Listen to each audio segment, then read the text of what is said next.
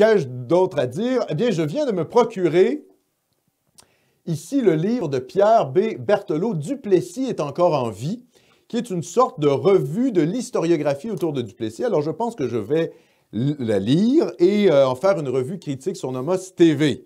Je pense que ça se prête bien à ça. C'est quand même assez cher, dans les 40 $. Donc, peut-être écouter ma revue de livre avant de l'acheter. Mais en tout cas, c'est intéressant parce qu'on voit que il y a un intérêt pour Duplessis avec ces dernières années, je dirais. Il y a Martin Lemay qui avait également fait un livre à la défense de Maurice Duplessis. Donc, on a l'impression que finalement, on jette un regard plus apaisé sur le chef de l'Union nationale, le fondateur de l'Union nationale, avec un peu l'effondrement du récit un peu, comment je dirais, naïf sur la Révolution tranquille.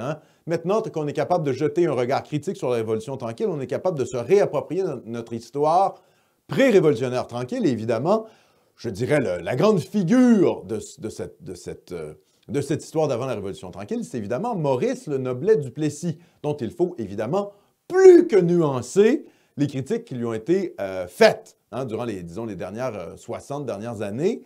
Moi, je crois tout de même que Duplessis est probablement le plus grand premier ministre de l'histoire du Québec. Pas seulement en termes de temps, mais également pour ce qu'il a réussi à faire. Évidemment, les révolutionnaires tranquilles ont voulu noircir le tableau de Duplessis pour se donner le beau rôle. Les René Lévesque, Pierre-Éliott Trudeau de ce monde, Jacques Parizeau, etc. Bon. Alors, tout l'establishment péquisto-libéral qui alterne le pouvoir depuis les années 70 a eu intérêt à noircir l'image de Duplessis et de l'Union nationale pour dorer leur propre légende.